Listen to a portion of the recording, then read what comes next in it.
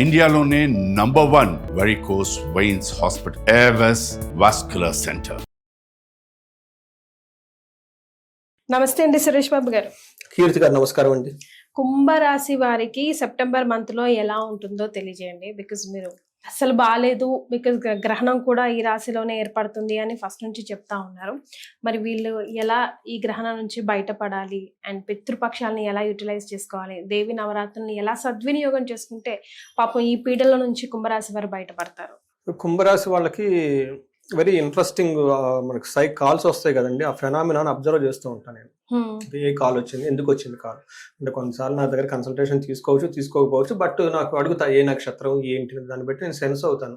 Okay, ఈ నక్షత్రం వాళ్ళు ఎక్కువ వస్తున్నారు, ఈ రాశి వాళ్ళు ఎక్కువ వస్తున్నారు, ఏమి ట్రిగ్గర్ అయింది, ఎందుకు చేస్తారు. కొన్నిసార్లు నేను వాళ్ళకి మాట్లాడకపోవచ్చు, బట్ నేను అనలైజ్ చేసుకుంటూ ఉంటాను. కుంభరాశి వాళ్ళు ఏముందంటేనండి, మనకి మే వరకు విపరీతంగా కాల్స్ వచ్చాయి. నాకు మే నుంచి కాల్స్ బాగా తగ్గిపోయినాయి, అంటే కుంభరాశికి సంబంధించి రావట్లా. అయితే వెరీ ఇంట్రెస్టింగ్ గా ఆగస్ట్ 15th నుంచి కాల్స్ రావటం స్టార్ట్ అయిపోయింది. ఆల్మోస్ట్ మళ్ళీ కాల్స్ అనేది రావటం స్టార్ట్ అయింది. ఒక రీజన్ ఏంటంటే శని తిరోగమనంలో ఉన్నారు వీళ్ళకి. అంటే శని వీళ్ళని వదిలిపెట్టి దూరం వెళ్ళిపోతున్నారు కాబట్టి ఈయన దూరం పోయే కొంది వీళ్ళకి హ్యాపీగా ఉంటారు. ఒకసారి ఉన్నట్టు ఆయన తిరిగి మళ్ళీ రిటర్న్ రావడం స్టార్ట్ అయింది. అది ప్రాబ్లం కొట్టుకుని వీళ్ళకి పాపం. కొట్టుకుని నా దగ్గర అంతకుముందు హోమాలు చేయించు, కొంతమంది బాగా దగ్గర ఉన్న క్లయింట్స్ ఉంటారు కదండి, నమ్మకం ఎక్కువగా ఉండి రెగ్యులర్ గా కనెక్ట్ అవుతూ ఉంటారు, హోమాలు చేయించుకుంటూ ఉంటారు. చాలా మంది క్లయింట్స్ ఉన్నారనమాట ఇందులో. వాళ్ళు నా దగ్గర హోమాలు కూడా చేయించుకుంటే ఇది నాకు ఆబ్లిగేషన్. ఎందుకంటే హోమం అయిపోయిన తర్వాత నేను ఎక్కువ ఇంకా వాళ్ళతో నాకు రిలేషన్ చాలా బాగుంటుంది అనమాట, స్ట్రాంగ్ గా ఉంటుంది. మంచికి చెడుకి ఫోన్ చేస్తుంటారు. సడన్ గా వాళ్ళు కాల్ చేయటం, ఇది జరిగిందండి ఫీడ్బ్యాక్ ఇవ్వడం స్టార్ట్ చేసేసారు. ఒక రీజన్ ఏంటంటే ఇది November 28th వరకు శని వీళ్ళకల్లి వస్తూ ఉంటారు కాబట్టి వీళ్ళ దగ్గరకు వచ్చే కొంది ప్రాబ్లమ్స్ ఎక్కువ అవుతూ ఉంటాయి. అంటే మళ్ళీ ఆల్మోస్ట్ లైక్ ఏలినాటి శని సెకండ్ ఫేజ్ లో ఉన్నట్టు ఫీలింగ్స్ అంతా వీళ్ళకి వచ్చేస్తుంది. ఇది ఒక మేజర్ రీజన్ అండి. రెండో ప్రాబ్లం ఏంటంటే ఈ కుంభరాశిలోనే మనకి చంద్రగ్రహణం జరుగుతుంది.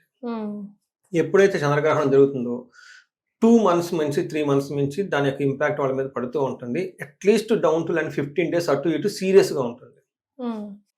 అందులో సూర్యుడు అయితే ఒక రంగం, చంద్రుడు ఫాస్ట్ గా మారుతుంటాడు కాబట్టి అంత ఇంపాక్ట్ ఉండదు. బట్ అట్లీస్ట్ 15 days నుంచి దీని యొక్క ఇంపాక్ట్ వీళ్ళకి ఒక 15 days ఇంకా ఎక్కువ ఉంటుంది. బట్ నవంబర్ వరకు చాలా ఉంటుంది. బట్ సీరియస్గా వచ్చేటప్పటికి మనము సెప్టెంబర్ మనకి 15th 7th స్టార్ట్ అవుతుంది కాబట్టి సెప్టెంబర్ మంత్ అంతా మనకి వీళ్ళకి ప్రాబ్లం ఉంటుందని మనం అనుకోవాలి. మూడో ముఖ్యమైన ప్రాబ్లం, ఇది మంత్లీ గోచార ఫలితాలు మనం ఏమేమి చెప్పుకుంటూ ఉంటాం కదా, సూర్యుడు గురించి, కుజుడు గురించి, శుక్రుడు గురించి. ఈ గ్రహాలు కూడా వీళ్ళకి అనుకూలం కాదు. దీంతో కొంచెం ఈ రాశి వాళ్ళు చాలా కేర్ఫుల్గా ఉండాల్సిన టైం. ఈ రాశితో పాటు ఇంట్లో సింహరాశి ఉన్న, ధనుసు రాశి ఉన్న, మీన రాశి ఉన్న, మేష రాశి ఉన్న ఇంకా ప్రాబ్లమ్స్ ఎక్కువయ్యే అవకాశం ఎక్కువ ఉంది. ఇది గమనించుకొని చాలా సెన్సిటివ్ గా ఉండాలి, ఆధ్యాత్మికంగా ఉండాలి. సెన్సిటివ్గా ఉండటం అంటే ఏంటి? ఆధ్యాత్మికంగా ఉండటం, మెడిటేషన్ చేయటం, యోగా చేయటం, ప్రతి దానికి రియాక్ట్ అవ్వకుండా ఉండటం, surrender to the divine. In case ఏమైనా కనుక జరుగుతూ ఉంటే దాన్ని టూ మచ్ బ్రెయిన్ లోకి తీసుకోకుండా లైట్ వేగా తీసుకొని ముందుకెళ్తూ ఉంటే ఆటోమేటిక్గా ఈ రోజు బాగలేదు, ఒక 45 days 60 days న్యాచురల్ గా బాగుంటుంది. అప్పటిదాకా పేషెన్సీ ఉండాలి, సహనం ఉండాలి. లేడీస్ ఎవరైనా కనుక ఉంటే స్త్రీలని భూదేవతో పోలుస్తారు. ఎందుకంటే వాళ్ళు కొంచెం పేషెన్సీ ఉంటే అన్ని వాళ్ళ దగ్గరికి వచ్చేస్తాయి. వాళ్ళలో ఉన్న గ్రేట్నెస్ అది. అందుకని వాళ్ళు కయోటిక్ గా ఫీల్ అయిపోయి టెన్షన్ గా పడిపోతే, వాళ్ళు టెన్షన్ పడితే హోల్ ఫ్యామిలీ ఉన్నట్లే. అంతే కదండి. పిల్లలకి సరిగ్గా అందరూ, హస్బెండ్కి అందాల్సిన అందవు ఇంకా ఎక్కువ అవుతుంది. అందుకని లేడీస్కి కొంచెం కేర్ఫుల్గా, పేషెన్సీగా ఉండటం చాలా చాలా అవుతాం. ఒక స్టెప్ వెనక్కి తగ్గి అబ్జర్వ్ చేయండి ఏం జరుగుతుంది ఏంటి అనేది. సో ఇందులో మనం డీటెయిల్స్ కనుక చూసుకుంటే కుంభరాశి వాళ్ళకి ధనిష్ట 3-4 పాదాలు, శతభిష 1-2-3-4 పాదాలు, పూర్వభద్ర 1-2-3 పాదాలు అంతా కుంభరాశిలో ఉంటారు.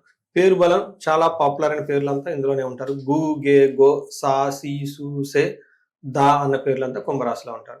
మన సూర్యుడు యొక్క సంచారం చూసుకుంటే September 17th సూర్యుడు మారుతూ ఉన్నారండి.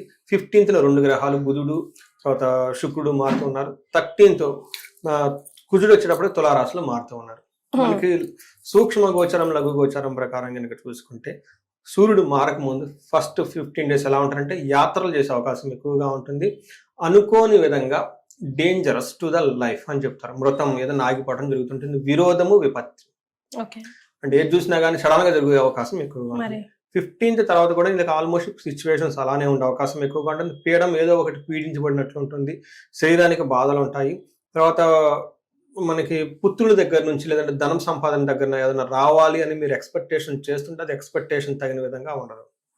లాస్ట్లో యువత జన బాధ అని మనకి చెప్తూ ఉంటారు. బట్ చిన్న చిన్న ప్రాబ్లమ్స్ లేడీస్ అయితే జెంట్స్కి, జెంట్స్ లేడీస్ ద్వారా వచ్చే అవకాశం ఎక్కువగా ఉంటుంది. బట్ అవి కంట్రోలబుల్లా ఉంటాయి.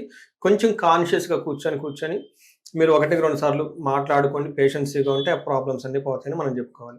ఇప్పుడు ఇండివిజువల్ గ్రహం చూస్తుంటే సూర్యుడు 8th హౌస్లో ఉండటం తోటి పాపం వీళ్ళు మంచిగా ఉన్న వీళ్ళు చుట్టూ వచ్చేసి నువ్వు ఇది చేసావు, నువ్వు అది చేసావు వీళ్ళ మీద నేను వెళ్ళేసి వెళ్ళిపోతూ ఉంటారు. మంచి పొజిషన్, అది కూడా సడన్ గా జరుగుతూ ఉంటాయి. ఏది జరిగిన మనకేం చెప్తుంటే దుర్దోష శత్రు సంవాదో గమనాగమన వ్యధ దుఃఖ వార్తాశ్రుతం చైవ అష్టమస్తే యథారవి అని చెప్తారు. అంటే ఈ టైంలో దుర్దోష చెడు పనులు చేయాలని ఆలోచన వీళ్ళకే వస్తుంది. రెండోది శత్రువులతో గొడవ పెట్టుకుంటారు. అటు ఇటు ట్రావెల్ కనుక చేస్తే అందులో వీళ్ళకి చాలా ఇబ్బందులు పడిపోతూ ఉంటారు. ఇబ్బందికరమైన వార్తలు వింటారు. అంటే వీళ్ళని విమర్శించడమో, ద్వేషించడమో, ఇలా తెలిసిన వాళ్ళకి సంథింగ్ ఇలా జరిగింది అనేది ఒక దుఃఖం కలిగించే మాటనైతే ఎక్కువ వింటూ ఉంటారు. ధనాన్ని కూడా కోల్పోతారు. సూర్యుడు అయితే అనుకూలంగా లేరని మనం చెప్పుకోవాలి. అయితే కుజుడు 9వ ఇంట్లో ఉండటం వల్ల ఇది కూడాను సరిగా సపోర్ట్ ఇచ్చే ప్లానెట్ కాదు. 100% అయితే సూర్యుడు, కుజుడు 100% అగెనెస్ట్ గా ఉన్నారు. కొంచెం ఇవి పెద్ద పెద్ద గ్రహాలు, చాలా షార్ప్గా ఉండే గ్రహాలు. క్విక్గా చేస్తారు. ఏది చేసినా కానీ మంచి చేసినా త్వరగా చేస్తారు, చెడు చేసినా త్వరగా జరుగుతుంది. కాబట్టి కొంచెం జాగ్రత్తగా ఉండాలి. అశనాచ ధనశూన్యం శోషణం దేహపీడనం అంటారు.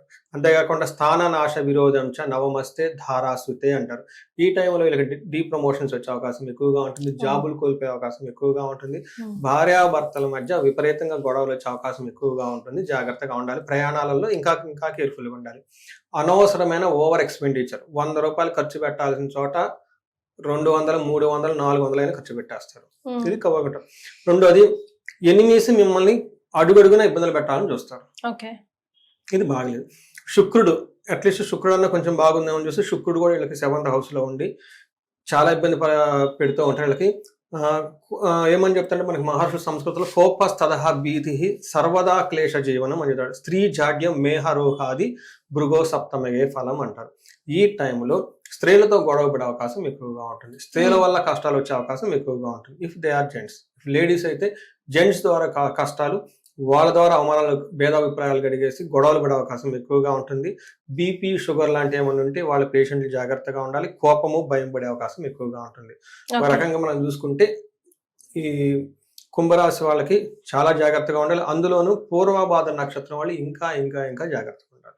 రైట్. సో ఇన్ డీటెయిల్ గా నక్షత్రాల ప్రకారం వీళ్ళకి ఎలా ఉందో తెలుసుకుందాం. నక్షత్రం అనుకోండి, ధనిష్ట చూసుకున్నాం అనుకోండి, ఒక రాజ్య లాభము, ప్రొఫెషన్ లో వీళ్ళకి కొంచెం ఒక బెస్ట్ రిఫరెన్స్, ఒక బెస్ట్ ఆఫర్, లేదంటే ఇంకొంచెం బెటర్ ఆపర్చునిటీస్ వచ్చే అవకాశం అయితే ఉంటుంది. బట్ మిగతా అన్ని విషయాలు వీళ్ళకి అష్టదిగ్బంధనంగా ఉంటుంది. రోగము, అతిభయము, దరిద్రము, కేర్ఫుల్ గా ఉండాలి. శతభిషం నక్షత్రం వాళ్ళకి సేమ్ రాజ్య లాభము, అంటే అధికారము, ఒక హైపై పొజిషన్స్ వచ్చే అవకాశం ఎక్కువగా ఉంటుంది. పొలిటీషియన్స్ వాళ్ళంతా బాగుంటుంది. కానీ రోగము, అతిభయము, దరిద్రము చూపిస్తుంటుంది. ఫైనాన్షియల్ క్రైసిస్, అతిగా భయపడుతూ ఉంటారు. నెక్స్ట్ పూర్వభాద్ర నక్షత్రం వాళ్ళకి రోగము, అతి భయము, దరిద్రము చూపిస్తూ ఉంటుంది. ఇది వీళ్ళకి బాగలేదు. బట్ అగైన్ వీళ్ళకి రాజ్య లాభం చూపిస్తూ ఉంటుంది. సో మనకి నక్షత్రం ప్రకారం చూసుకున్నా, దేని ప్రకారం చూసుకున్నా చాలా జాగ్రత్తగా ఉండాలి ఈ రాశి వాళ్ళు. పర్టికులర్గా పూర్వభాద్ర నక్షత్రం వాళ్ళు ఇంకా ఇంకా జాగ్రత్తగా ఉండాలి. ఎందుకంటే గ్రహణము ఈ నక్షత్రంలోనే జరుగుతుంది. సో ద్వాదశ రాశిలో గ్రహణం ఎఫెక్ట్ కానివ్వండి, రాశుల వారిగా కానివ్వండి, నక్షత్రాల వారిగా కానివ్వండి చూసుకుంటే కుంభరాశి వారికి అసలు ఈ నెల కలిసి రానట్టుగానే కనిపిస్తుంది. సో ఏదైనా స్ట్రాంగ్ రెమెడీసే సూచించాలి.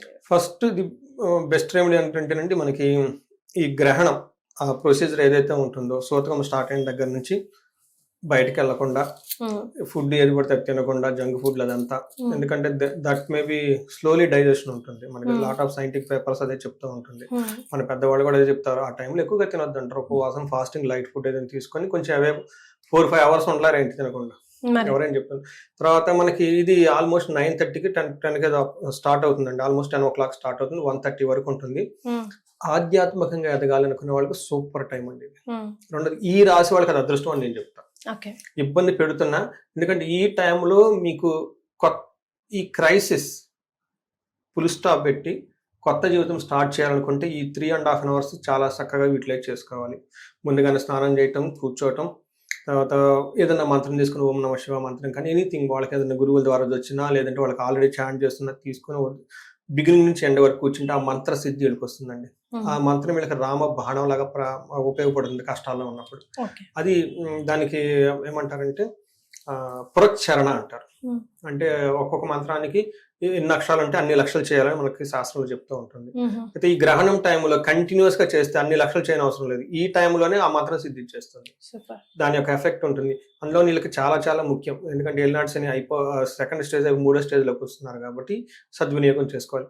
నెక్స్ట్ ఇమ్మీడియట్ గా వీళ్ళకి గ్రహణం అయిపోయిన వెంటనే పితృపక్షాలు. పితృల యొక్క ఏమంటారు ఆజ్ఞ లేకుండా ధనం రాదు. ఒకవేళ వచ్చినా అది వాళ్ళ జనరేషన్స్ కింద వాళ్ళకి పాస్ కాదు. వాళ్ళకి వీళ్ళకి గొడవలు ఇవన్నీ వచ్చేస్తుంటుంది. అందుకని పితృపక్షాలు చక్కగా సెలబ్రేట్ చేసుకోవడం చాలా చాలా ముఖ్యం. లాస్ట్ అండ్ ఫైనల్ పంచి నెక్స్ట్ ఇంకా ఏమైనా కనుక తేడా కనుక ఎక్కడ ఉంటే మనకి దేవి నవరాత్రులు కనుక చక్కగా నవరాత్రులు కనుక సెలబ్రేట్ చేసుకోగలిగితే కొత్త లైఫ్ వచ్చే అవకాశం మీకు చాలా ఉంటుంది. సూపర్. సో ఈ రాశి వాళ్ళు ముఖ్యంగా గ్రహణం అయిపోయిన వెంటనే రుద్రాభిషేకం చేయించుకోవడం చాలా చాలా ముఖ్యం. ఇంకా మన్యు పాశుపత అభిషేకం చేయించుకోవడం ఇంకా చాలా చాలా ముఖ్యం. వీటితో ఏమవుతుందంటే వర్క్ ఎక్కడ లాక్ అయిపోతే చాలా చాలా ఫాస్ట్ ముందుకు వెళ్ళిపోతారు. ఇంకేదైనా కనుక ఇబ్బందులు ఉంటాయి శత్రువుల ద్వారా వాళ్ళ ద్వారా చండీ పారాయణం కానీ చండీ హోమం కానీ చేయించుకుంటూ ఉంటే ఎక్దమ్ పర్ఫెక్ట్ గా ఏమవుతుందంటే ఆ లాక్ నుంచి బయటకు వచ్చేస్తారు. కొంచెం సమయం పాటించాల్సిన అవసరం ఉంది కుంభరాశి వారు. చెప్పిన రెమెడీస్ ని చేసుకుంటే కనుక ఈజీగా బయటపడవచ్చు. ఖచ్చితంగా. చాలా సంతోషం అండి. ధన్యవాదాలు. ధన్యవాదాలండి.